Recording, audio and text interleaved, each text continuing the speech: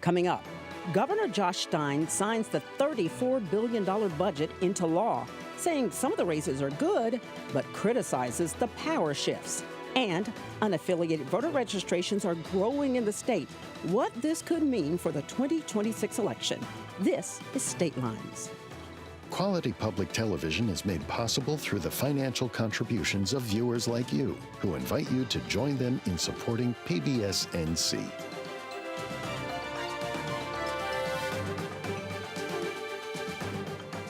Welcome to State Lines. I'm Melody Hunter-Pillion. Kelly McCullen is out this week, but there is a lot happening in the state this week. Joining me today is Travis Fain of Fain Communications, former North Carolina State Senator Mike Woodard, Donna King of Carolina Journal, and Lenny Friedman of the North Carolina Forward Party.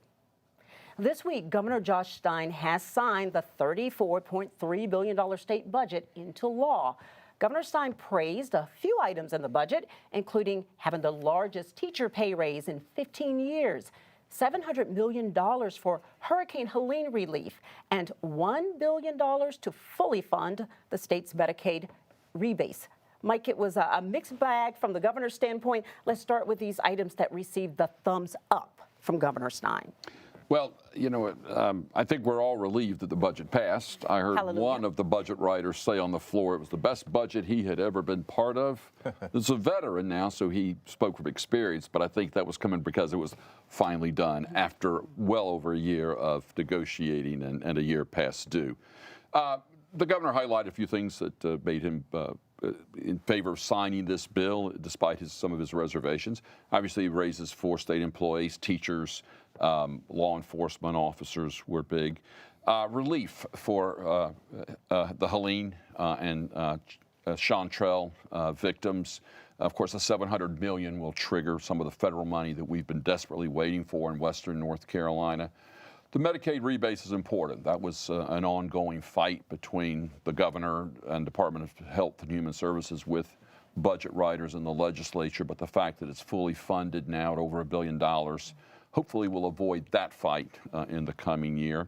Money for the Children's Hospital, that had been a point of contention, but included in that is some important money for behavioral health at this new Children's Hospital, something I think most of us all get behind. So there were a lot of good things in this budget.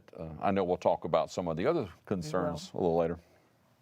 So, you know, asking some of you, looking at some of you and thinking about the things that Governor Stein says, hey, this is really great, in particular in Western North Carolina. I was there just a few weeks ago doing some stories with Helene, residents who are still recovering. Now we are approaching the second anniversary, and they told me that they thought that people had forgotten about them.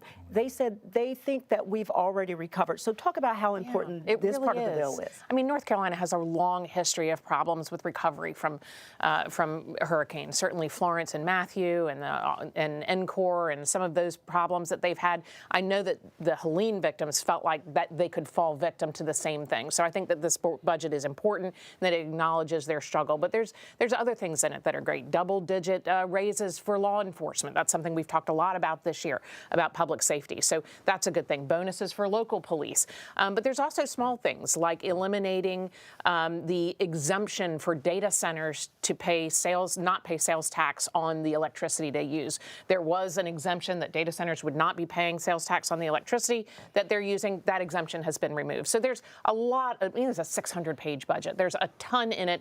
There's some really good things going on, but among them also, which was a point of contention as we went through this last year and a half or whatever it's been, that the pattern of tax cuts for North Carolina taxpayers is going to continue. And that's something that lawmakers and leadership there felt like that has played such a huge part in North Carolina's prosperity over the last decade.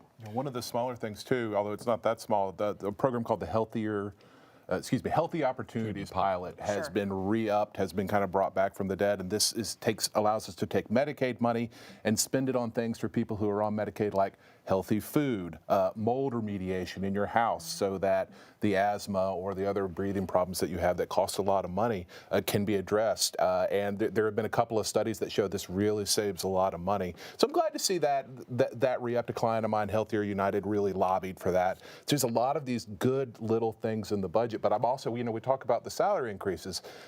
Correctional officers, for example, 15% increase, still one of the lowest in states for correctional officers. And I think you can make that comparison kind of up and down the budget where, yeah, we're trying to go back and do better by these folks, but we delayed raises and we were already kind of on the low side, so we're still trying to play catch up. Sure. Travis, I think this helps us segue into maybe the next part, like what did Governor Stein not like too much? So during the signing ceremony, Governor Stein did voice concerns over parts of the state budget.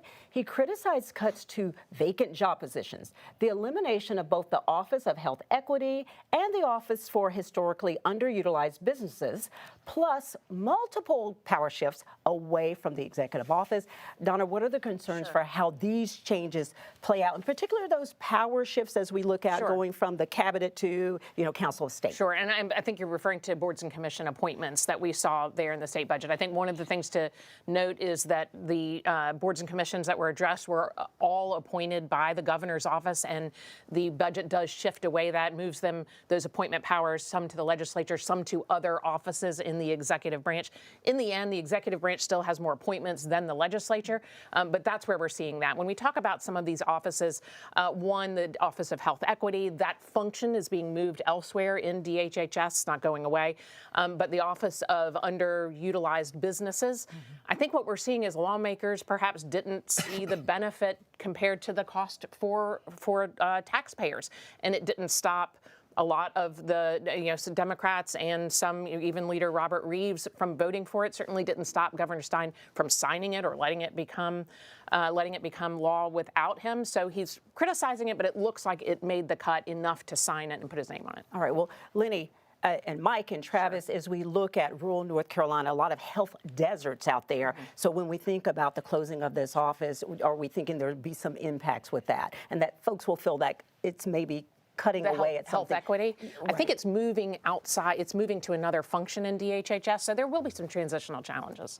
Yeah, so I think the key is how does it actually play out? Not just was something eliminated, but what actually changes. So at the end of this, when it's implemented, are things better or are things worse? And that's what we really need to see. And with the potential 1,000 jobs that have been eliminated, that's neither good nor bad. Were they needed? If they were not needed, then it's great that they're eliminated, right? Especially in an age of AI and technology, can we do more with less? We need to understand that. But right now, we don't have great detail on it. We don't know what exactly those 1,000 jobs are. So we need to dig into it. If it's things like less nursing, that's a problem. But if it's things like, administrative work that we can do without, then that's a good thing. So let's see what happens. Yeah, I think Lenny makes a good point that we need to look at these jobs. What's being cut? It's easy as a budget writer, not that I was ever held the big pen, but I did sit in the room with a lot of these negotiations. And what are you just eliminating X number of jobs, or are you looking to see what those jobs are? Because one of the challenges we've had in state government for a long time now, but particularly in the last 12 to 15 years, is hiring professional and paraprofessional jobs when the private sector is paying so much more. We just aren't able to fill these jobs. And we need to ask the question, why have they gone unfilled for a year or two? And that just puts them in a spreadsheet. They're just an easy number to pull out. But we need to talk more to these cabinet secretaries, council of state members, and their directors about why these jobs are unfilled in state government. Yeah, and also I think it's important to talk about a little about how the budget was done. It was done as a conference report, which means leadership hammered it out behind closed doors. It showed up whole cloth, and it's 600 pages of text, another 600 pages for the money report. So you're talking 1,200 pages overall. It was voted on within a couple of days, and the thing about a conference report is no amendments. You have to vote for it or against it. You cannot change a single word in it while it's on the floor of the House or the Senate. So basically a handful of people get to write it, and then the rest of us just see what's in it. And, we'll be finding out what's in this budget for months. House Budget Chairman Donnie Lambeth, who I have a ton of respect for, stood up on the House floor and said, hey, as you go through this over the next few weeks and you find stuff, call me, call the other budget chairs, we'll talk about it. That's just backwards. Like when Plan A is, I know you haven't absorbed this, but we're voting for it today, and you must say yes or no to 1,200 pages. You are you're losing accountability, and you're ceding power to a handful of legislative leaders. Let's talk about another thing, just the timing, how long it took. So for state employees who are already in jobs, for teachers, everybody, lots of compromising happened. Seems like the signing of the budget was very celebratory, right? Because finally we have it. But for, real folk out in North Carolina and for state employees, they waited a long time. Inflation didn't wait, right, while the budget was so far behind. Is this really something to celebrate when it takes the process so long? I obviously didn't love the process, and I don't love how long it takes. And yeah, I mean, things are more expensive. They're continually getting more expensive. You can only deal with so much of that. These are good raises, is my sense. But yeah, it's a shame that we had to wait so long. Some of these raises at 3% aren't matching inflation. Then you look at what's happened, for instance, employees who are in the state health plan, and look at the rising costs there. So even a 3% raise might mean that state employee actually falls behind because we've waited so long to get them a budget, to get them 3%. And then, of course, retirees, they always get a bonus. They never get a cost of living adjustment, which raises their ongoing, recurring, what their payment is going to be. So they're stuck at that same level. Yeah, so certainly the timing took a long time, right? And nobody wants that. Nobody thinks that's a way to run government. That said, you do give credit where credit's due. It passed, and it passed even though it was Republican-led. It was passed with a significant Democrat support, right? And in today's day, when we were talking about social media earlier, everyone's at each other's throats, especially the political parties. Seeing a budget that passed with significant Democratic support, that's a good thing, and it should be praised. Sure, and I think that the uncertainty unquestionably was a problem for particularly state employees. But I think one thing that we have to look at is the relationship between the state legislature and Governor Stein, I think is a dramatic improvement over what it was with Governor Cooper. Governor Cooper refused to sign budget after budget after budget. I think he signed one in the entire time he was there. So for Governor Stein to be able to sign the first one that comes his way, I think is a good sign that they worked together and they had a year and a half. Each chamber passed their own. We had a year and a half to look at it. And I think that this does show that there is a working relationship there. Yes, and both the executive mansion and the legislature did give a nod to the compromises that were had. So moving on to our next topic, one provision in the state budget makes North Carolina the first to formally recognize the federal government's authority over prediction markets. We know this is becoming quite a trend. It would put a 6% tax on the net trading revenue of some prediction market operators. Senate President Phil Berger and House Speaker Destin Hall both said prediction markets are here, and it's time to address them. This past May, Governor Stein had signed an executive order banning state employees from betting on prediction markets. So, Lenny, two different approaches here. Other states have taken various routes about this. What does this all mean? Yeah, so from the North Carolina Forward Party perspective, we believe in open markets and we believe in personal responsibility, right? So you're not going to stop the betting markets. They're here to stay. We were talking about our kids. I had one child just graduate college, one in college, one about to go to college. The sports betting is all over the place. You're not going to get the genie back in the bottle. I don't think the genie ever was in the bottle. So it's here. So what does that mean? That means we need to regulate it. We need to communicate the risks, right? We need to not hide it in the shadows. It's not going anywhere. But then the important part is there needs to be accountability and there needs to be consequences for people that abuse it. And what I mean by that, whether you're an athlete, a referee, a politician, a business person who's using your stature to manipulate betting markets, the penalty should be severe, right? So if you're a politician and you do something that manipulates a betting market on purpose, you should lose the right to be a politician. If you're an athlete, if you're my Duke team, my alma mater, if you're on the football team or basketball team and you do something to influence a betting market, you should lose your right to play college sports. So that has the consequences for abusing it needs to be severe. And then we need to communicate with the public the risks, right? You're no guaranteed here. The house is always going to win. More people will lose in the bets than will win the bets. So be cautious when you're going to do that. You're really putting real risk out there. Yeah, but we're taxing sports betting at 23%, we're going to tax these prediction markets at 6%. And I don't understand why there's a delta there. Also, my understanding is we're the first state to pass any regulation of these prediction markets, which essentially means we're legitimizing them. We're the first state in the union to legitimize them in this way. And we did that again through a conference report budget where you had to vote up or down, yes or no. You couldn't change anything. You had to vote against teacher raises to vote against this. Who other than legislative leadership says, yes, those two issues should be jammed together, and in order to get teacher raises, you should have to legitimize a relatively new, relatively young industry that allows people to bet on literally anything from their phone? So that's fair on having to make those choices between supporting the betting markets and supporting teacher raises. But this is legitimate. I mean, there is no, you can't not legitimize it at this point. It's all over the world. We're not going to stop it. So we might as well get ahead of it. We can have a discussion between the 6% and 23%, but keeping it in the shadows, not saying that it's out there and it's real and they're not, therefore not putting a spotlight on it, I don't think that's a solution. I think this was also acknowledged by the governor's office, who said that public employees can't engage in it, and because they could be controlling things about public policy. So it's already part of our statutory framework. But I also think that this makes North Carolina, to your point, a test market, and that is.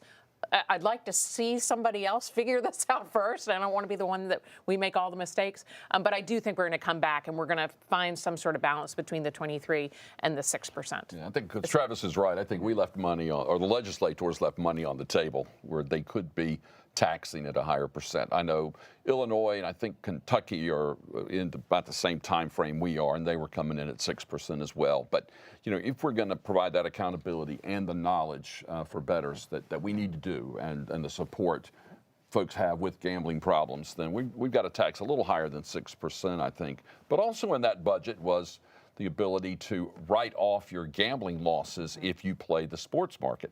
And you got to wonder about that one. So anyway, how you get to say, I lose money on it and I get to write it off my taxes. Right. And when all is said and done, still some guardrails much needed, as you said, Letty.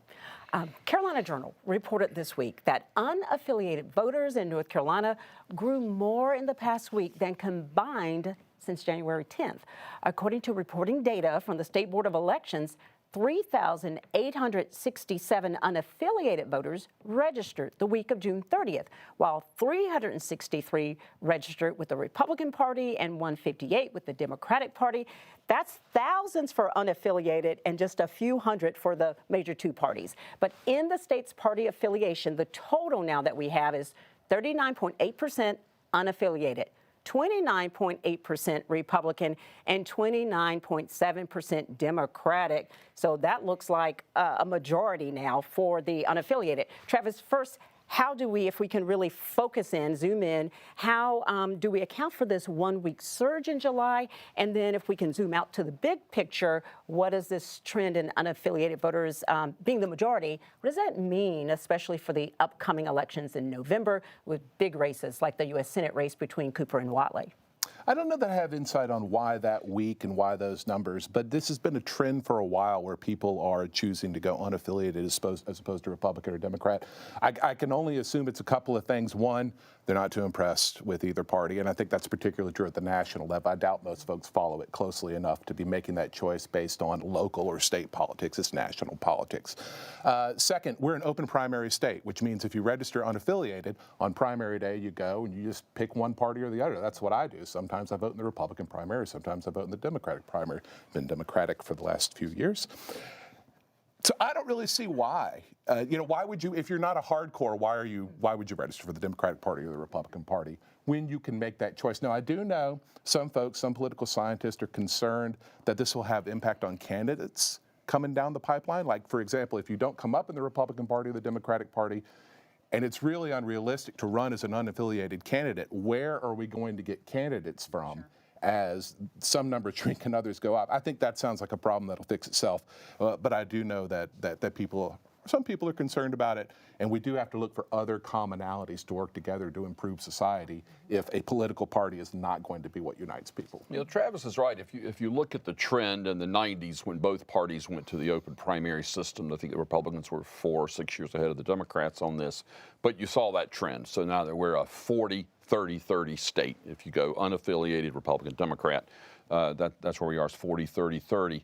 But we've been that way for a long time because you might be a Democrat in a, let's say, a rural county that tends to vote Republican, but you want to be sure you vote in that Republican primary for your sheriff's race or for your board of county commissioners. So you tend to make sure you go unaffiliated while you keep that Democratic registration. But more and more people are moving to North Carolina. They don't have those ties to the traditional Democratic-Republican Party apparatus. But I always point this out to folks. I teach a class at Duke, and I always remind my students, I say, you know, unaffiliated doesn't mean you're undecided. Right. And, you know, you'll often talk about while they may be unaffiliated voters, they are party adjacent voters. So that percentage of voter we're ultimately fighting for to win the majority in an election, it shrinks and gets smaller and smaller. So what does it mean for a race like Cooper-Whatley or our Court of Appeals and Supreme Court races this year is that you're going to spend more and more dollars chasing fewer and fewer voters.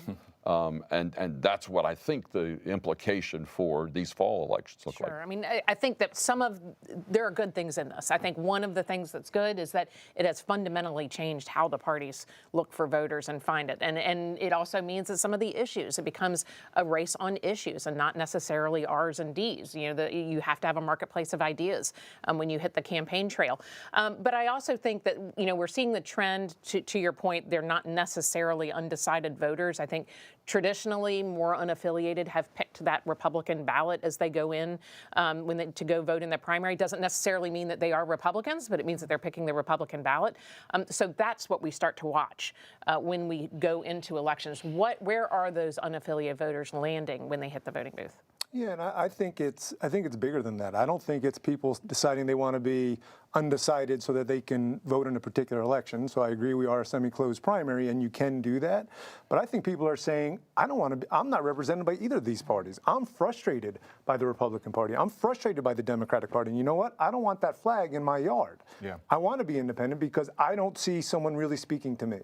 And something you said earlier, which is I think a problem for North Carolina, why is it so hard to run as an unaffiliated? Why can we not have more parties on the ballot? So North Carolina Forward Party, we're working to get on the ballot. You know what we need to do? 15,000 wet signatures. That means in a world of technology, it can't be done DocuSign or any type of thing like that. It's got to be in person, physically signed. That, you know, we can do things with technology and require, you know, your driver's license, those type of things to prove it. But 15,000 signatures, that's not easy to do. And then once you get on the ballot, you've got to run a governor that achieves 2% vote. That's really difficult. Why is that being done? It's being done to prevent choice for voters. It's being done because the parties in power don't want competition. You know who loves the Green Party? The Republican Party. You know who loves the Libertarian Party? The Democratic Party. Why? Because they feel that it helps them by drawing voters away from their arch rival. We should make things easier in North Carolina to get more voices, get more debate. Why are we afraid of competition? Well, we'll see how the competition plays out in November. Governor Stein signed 12 bills into law this week and vetoed one bill. Stein said that House Bill 437, which addresses homeless camps across the state, fails to address the cause of homelessness. The bill would largely ban homeless camps and public sleeping. It would allow local municipalities to create dedicated sleeping areas, but away from businesses and residential areas. It does not provide any additional funding for homelessness. The bill originally passed the House 73-40, with 5 Democrats voting for the bill. Donna, what are the pros and cons for homeless people and for municipalities now that it's falling on them? Sure. And is it likely that lawmakers will override the governor's veto? I think we will see an effort to override. I don't know for sure that they have the votes or where it stands because those 5 Democrats would make a big difference. They're coming back at the end of the month to address some of these and perhaps technical corrections in the budget to Travis's earlier point. I think one of the things that has been overlooked in this process is municipalities are having to deal with it one way or another.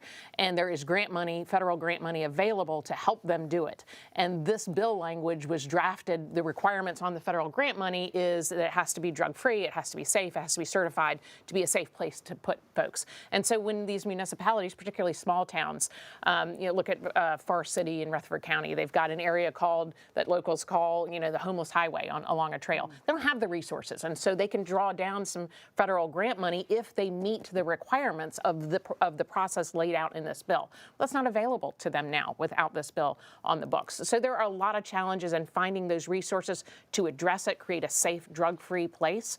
That's what each municipality is dealing with. Yeah, this is a really hard issue.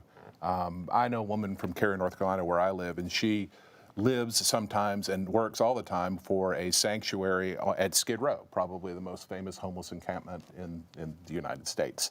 And, God bless her for it. That's what God calls us to do, is to work with people who have less. At the same time, I think about it and I think that this is totally unsustainable. How can this be safe? How can this be something that you move forward on when you're living on a sidewalk? How can people run businesses in the area? The governor not signing this particular bill, my understanding is this also has some consequences for people who run homeless shelters as opposed to homeless camps. It's a two-part bill. And one of those consequences is if you're working in a homeless shelter and someone else sells drugs there over a certain amount, you, the person providing the shelter, can be charged with a crime, which would seem to me to make it less likely that organizations would run those shelters. So I think that was at least some of the reason the governor didn't sign the bill. Yeah.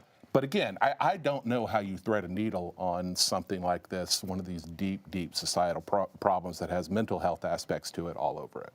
Yeah, in a campaign year, it's easy to write bills like this and say, well, we're going to clean up that camp. But most of these camps grow organically in communities. It's hard for cities and counties to go in and to clean them out if that's the intent here. I'll give the authors of the bill credit for at least beginning the conversation. But this bill, and I understand the governor's veto, feels a little half-baked to me. We still have many, many more policy conversations we've got to have about how we address homelessness and the funding.